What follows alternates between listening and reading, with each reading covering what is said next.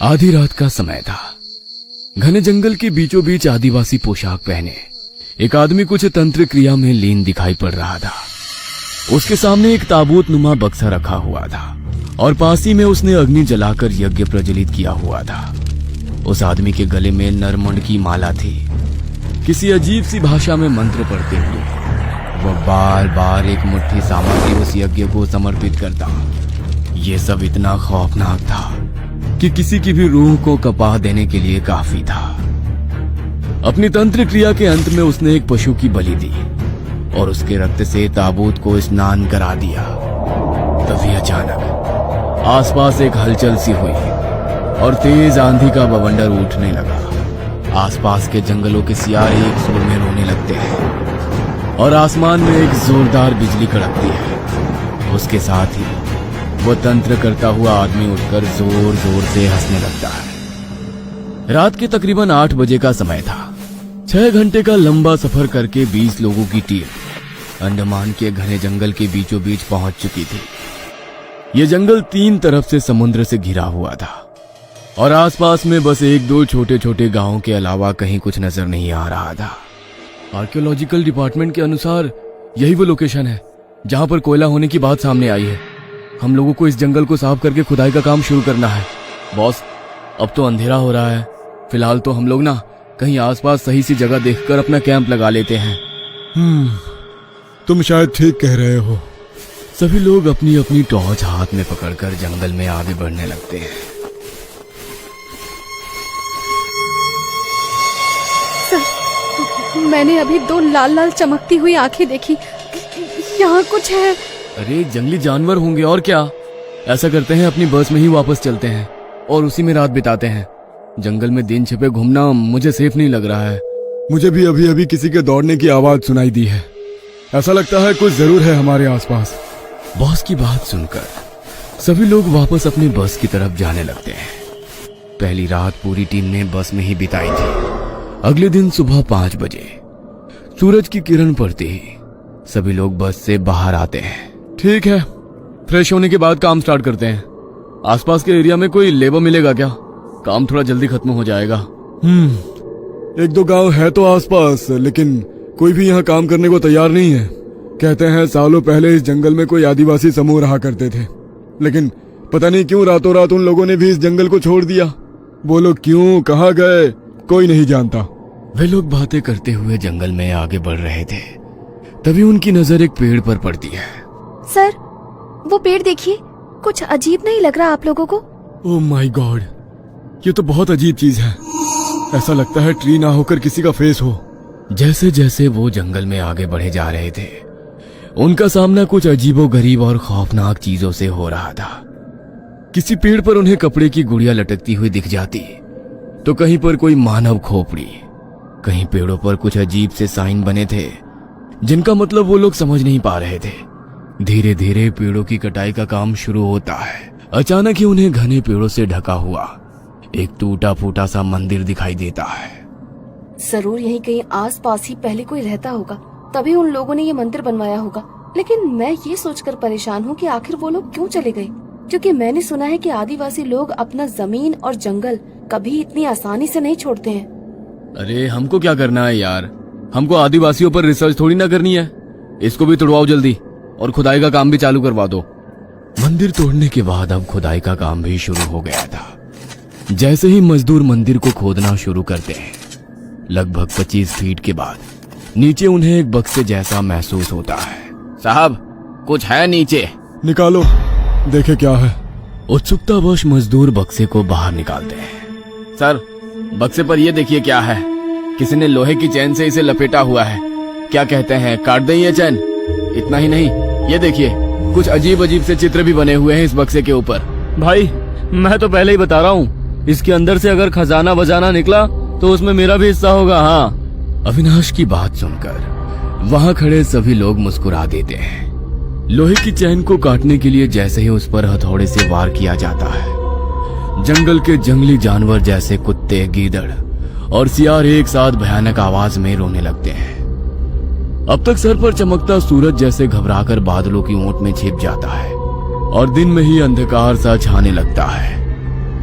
उल्लुओं का एक झुंड अचानक से आसमान में उड़ता है और पूरे आसमान पर छा जाता है। ये क्या हो रहा है सर? ये सब बहुत मिस्टीरियस नहीं होता जा रहा है?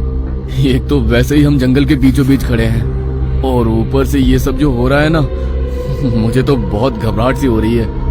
विक्की का इतना कहना ही था कि अगली हथौड़ी की चोट उस जंजीर को काट देती है। जंजीर हटाकर जैसे ही उस बक्से को खोला जाता है, उन्हें वहां जो दिखाई देता है उससे सबके होश उड़ जाते हैं। ओह माय गॉड, ये क्या है?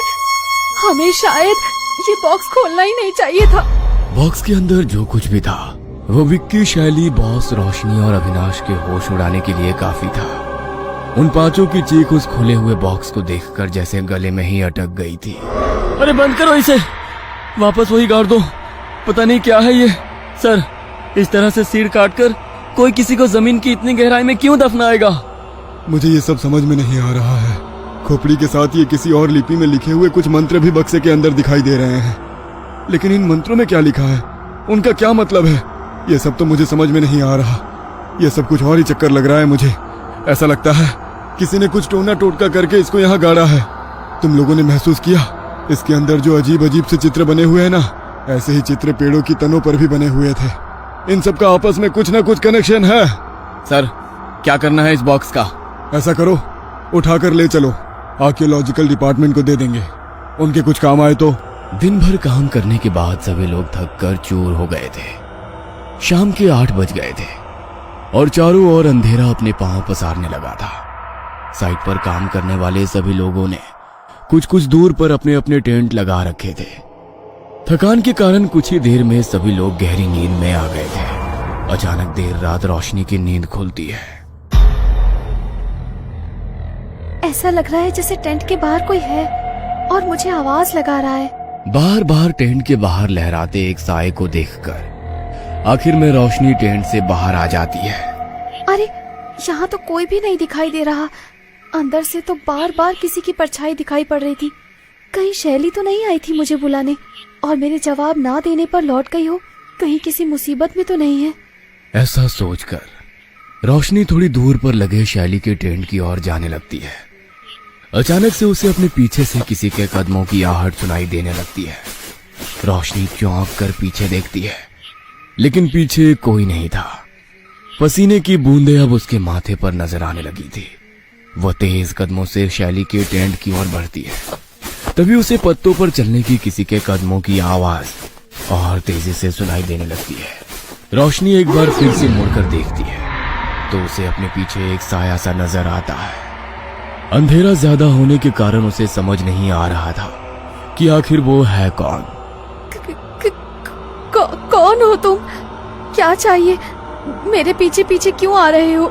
रोशनी के इतना कहते ही वो साया बिजली की तेजी से उसके बिल्कुल करीब आ जाता है। रोशनी के चेहरे के पास पहुंचकर वो अपनी हुड्डी सर से हटाता है तो वो देखती है कि वहां पर किसी इंसान का सिर्फ धड़ खड़ा था। उसके शरीर पर से सर गायब था और गर्दन से लगातार खून बह रहा था।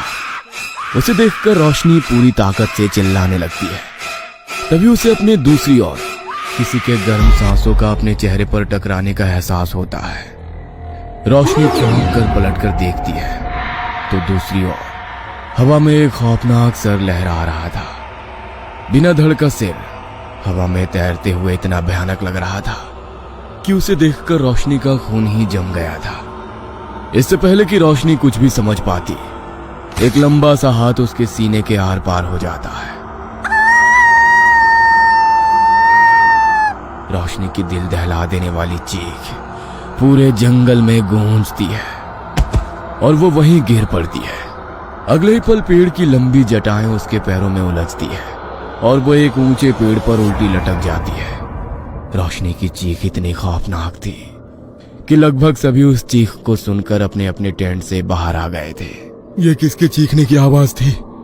कुछ तो बहुत खतरनाक हुआ है अभी अभी।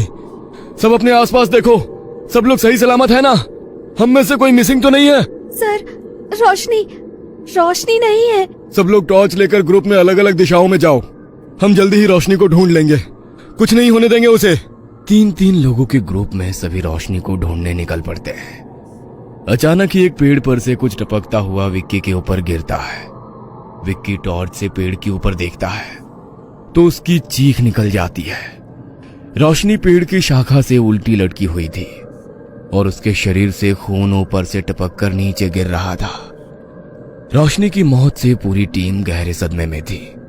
अब तो कोई भी अपने टेंट में वापस जाने को तैयार ही नहीं था।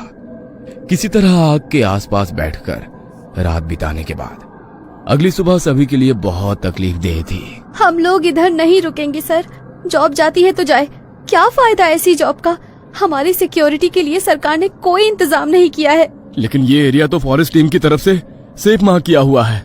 इस तरफ कोई भी खतरनाक जानवर नहीं है और कोई जानवर इस तरह मारकर उल्टा नहीं लटका सकता। ये कुछ और ही है। सभी लोग बातें कर ही रहे थे कि एक बार फिर उन्हें ऐसा लगता है जैसे कोई आसपास छिपकर उनकी बातें सुन रहा है। ए, कौन है उधर? बॉस के इतना कहते ही कोई वहां से निकलकर भागने लगता है, जिसे विक्की और अविनाश दौड़कर पकड़ लेते हैं। कौन है तू? यहाँ क्या कर रहा था? तो तूने ही रोशनी को मारा? ये तो कोई आदिवासी लग रहा है। बोलो, यहाँ क्या कर रहे थे? यह जंगल घर था हमारा, लेकिन हमें उसे छोड़ना पड़ा। 15 साल हो गए हम सब यहाँ नहीं रहते, लेकिन जब पता चला आप लोग यहाँ पर कोयला खोदने आने वाले हो तो मुझसे रहा नहीं गया और मैं देखने आया कि आप लोग ठीक तो हो ना। क्यों? हमें क्या होगा? साफ साफ बोल, ये बता, रोशनी को क्यों मारा? मैं क्यों मारूंगा उसे? लेकिन अगर सच पता चलेगा तो तुम सबके होश उड़ जाएंगे। यहाँ आकर बहुत बड़ी गलती कर दी तुमने। अब कोई नहीं बचेगा। इस जंगल में एक सरकटा रहता है, बहुत भयानक है वो, किसी को नहीं छोड़ता। हर रात रक्त से स्नान करता है। हमारा पूरा कबीला उसकी दहशत से बरसों तक जिया है। ये पेड़ों पर बने हुए चिन्ह देख रहे हो? उससे बचने के लिए ही हमने ये मंत्र तंत्र किया था। हमारे कबीले के एक तांत्रिक ने उससे बचने के लिए जो भी उपाय बताए हमने वो सब किए थे ताकि वो हमारे आसपास ना आ सके। लेकिन फिर भी कोई ना कोई उसकी पकड़ में आ ही जाता था। उसका प्रिय शिकार होती है नरम शरीर वाली औरतें, लेकिन ऐसा मत समझना कि मर्द बच जाएंगे। हमारे कबीले में हम अपनी वन देवी की सेवा करने वाली पुजारन को भी देवी के समान पूजते हैं। एक रोज वो देवी मंदिर में पूजा कर रही थी। उनके हाथ में देवी माँ की तलवार थी। तभी उन्होंने कबीले की एक लड़की की चीख सुनी। चीख सुनकर वो भी उसी ओर दौड़ पड़ी। इससे पहले कि सरकटा उस लड़की का शिकार करता, उन्होंने तलवार से उसके शरीर पर वार कर दिया। शायद वो देवी की तलवार की शक्ति थी कि उसके वार से सरकटा का शरीर निठाल होकर एक तरफ गिर गया। उन्होंने उस सरकटे पर एक के बाद एक कई बार वार किए और उस लड़की को लेकर जल्दी से उसके माँ बाप के पास पहुंच गई। इतने में कबीले के लोग भी वहां जमा हो गए। इतनी आसानी से इसका अंत नहीं होगा। यह कुछ देर में फिर उठकर खड़ा हो जाएगा। इसके सर को इसके धड़ से अलग करना होगा ताकि ये फिर से अपना शरीर वापस ना पा सके। तांत्रिक की मदद से उस दुष्ट के सर को एक मंत्र विधि के द्वारा ताबूत में बंद करके जंजीरों में जकड़कर मंदिर के नीचे दफना दिया गया और उसका धड़ अलग स्थान पर दफनाया गया। दोनों ताबूतों को मंत्रों की शक्ति से बांधा गया ताकि वह वापस बाहर ना आ सके। इतना होने के बाद भी उस सरकटे के अभिशाप से हमारे कबीले को मुक्ति नहीं मिली। पूरे कबीले में भयंकर महामारी फैल गई। लोग मरने लगे, पीने का पानी भी दूषित हो गया। कबीले के लोग इस जगह को अभिशापित मानने लगे और फिर ये जंगल छोड़कर चले गए। तो क्या ये जगह सच में शापित है? हाँ, आपने उसे बाहर निकालकर अच्छा नहीं किया। वो वापस आ गया है। अब उसे रोकना बहुत मुश्किल हो जाएगा। क्या बॉस, आप भी उसकी बातों पर यकीन कर रहे हैं? भूत प्रेत कुछ नहीं होता। मुझे तो लगता है इसने ही मर्डर किया है रोशनी का। सभी लोग उस लड़की की कहानी सुन रहे थे कि तभी उन्हें फिर से किसी की चीख सुनाई देती है। कोई जंगल की तरफ गया था क्या? हाँ सर, वो शैली मैडम को बाथरूम जाना था तो वो थोड़ा सुनसान जंगल की तरफ गई है। शिट, जल्दी चलो, ये लड़का सच बोल रहा है। शैली की जान को खतरा है। आप कुछ नहीं कर पाएंगे साहिब, वो ले गया होगा मैडम को। उनको छोड़ो, अपनी जान बचाकर निकल जाओ यहाँ से। ठीक है, मैं हेडक्वार्टर कॉल कर देता हूँ। चलो सब लोग बस में बैठो। बॉस अपना फोन बार बार ट्राई करते हैं, लेकिन उनका फोन नेटवर्क एरिया में ही नहीं था। सभी अपने फोन चेक करते हैं, लेकिन किसी का फोन काम नहीं कर रहा था। छोड़ो फोन को, सब लोग बस की तरफ चलो। वे सभी लपक कर बस की ओर जाते हैं और ड्राइवर बस स्टार्ट करता है। बस धीरे धीरे आगे बढ़ रही थी। तभी बस के शीशे के बाहर विक्की को हवा में तैरता हुआ वही खौफनाक सर दिखाई देता है और देखते ही देखते एक लंबा सा हाथ आकर विक्की को चलती बस से बाहर खींच लेता है और जमीन में ले जाकर पटक देता है, जिससे विक्की के सर से खून का फुवारा छूट पड़ता है और उसी पल उसकी मौत हो जाती है। ड्राइवर, बस को पूरी स्पीड में भगाओ, कोई भी सामने आए रुकना नहीं। ड्राइवर बस को स्टार्ट करने की बहुत कोशिश करता है, लेकिन बस आगे बढ़ने का नाम ही नहीं ले रही थी। सर, पता नहीं क्या हो रहा है, बस स्टार्ट ही नहीं हो रही। हम सब मारे जाएंगे, कोई नहीं बचेगा। आप लोग यहाँ रुककर अपनी मौत का इंतजार करते रहो, मैं जा रही हूँ। रूबी बस से उतरकर भागने लगती है। रूबी को रोकने के लिए दो लोग उसके पीछे भागते हैं। अचानक ही एक बड़े से पत्थर से टकराकर वो दोनों गिर पड़ते हैं और रूबी दौड़ते हुए आगे निकल जाती है। क्यों मेरे पीछे आ रहे हो? जाओ तुम लोग, मैं अब तुम्हारे साथ नहीं आऊंगी। किसी गांव में जाकर मदद मांग लूंगी, मुझे जिंदा रहना है। इतना कहकर रूबी पलटकर देखती है तो उसकी चीख निकल जाती है। उसके ठीक पीछे सरकटा खड़ा हुआ था। सरकटा का लंबा सा हाथ आकर उसकी गर्दन में रस्सी की तरह लिपट जाता है और रूबी वहीं दम तोड़ देती है। रूबी की लाश के कुछ ही दूर पर उन दोनों की भी लाश पेड़ से उल्टी लटकी थी, जो रूबी के पीछे भागे थे। रूबी की चीख सुनकर बचे हुए लोगों में भी भगदड़ मच जाती है और अपनी जान बचाने को वो जंगल में इधर उधर दौड़ पड़ते हैं। अपनी जान बचाने की नाकाम कोशिश के बीच एक एक करके सभी सरकटे का शिकार हो जाते हैं और पूरा जंगल खौफनाक चीखों से गूंज उठता है। दूसरी ओर हमारा जंगल तबाह करने का भुगतान तो करना ही पड़ेगा ना। कोयले के लिए सब तबाह करने चले थे ना, अब कोई यहाँ पैर रखने से भी डरेगा। पूरी कहानी नहीं जानना चाहोगे? बरसों पहले सरकटा को कैद करने के बाद सब कुछ सामान्य हो गया था। अचानक एक दिन हमारे जंगल में बहने वाली नदी का पानी पीकर सब बीमार होने लगे। नदी का पानी जहर बना वो सरकटा का अभिशाप नहीं था, जानबूझकर उसमें केमिकल मिलाया गया था ताकि उसे पीकर हम खुद मर जाएं और ये जंगल खाली हो जाए। जंगल के लिए अभिशाप सरकटा नहीं, वो लोग थे जो पैसों के लिए कुछ भी करने को तैयार हो जाते हैं। जिस तरह से सरकटा को कैद करने का मंत्र कबीले के पास था ना, वैसे ही उसे जगाने का मंत्र भी हमारे पास है। जब जंगल खतरे में आ गया तो उसकी रक्षा के लिए मैंने ही सरकटे के धड़ को उसके ताबूत से निकालकर मंत्रों की शक्ति से उसे जागृत किया। सरकटा अब इसी जंगल में भटकेगा अपने अगले शिकार के इंतजार में। जो जंगल का शिकार करने आएगा खुद उसका शिकार बन जाएगा।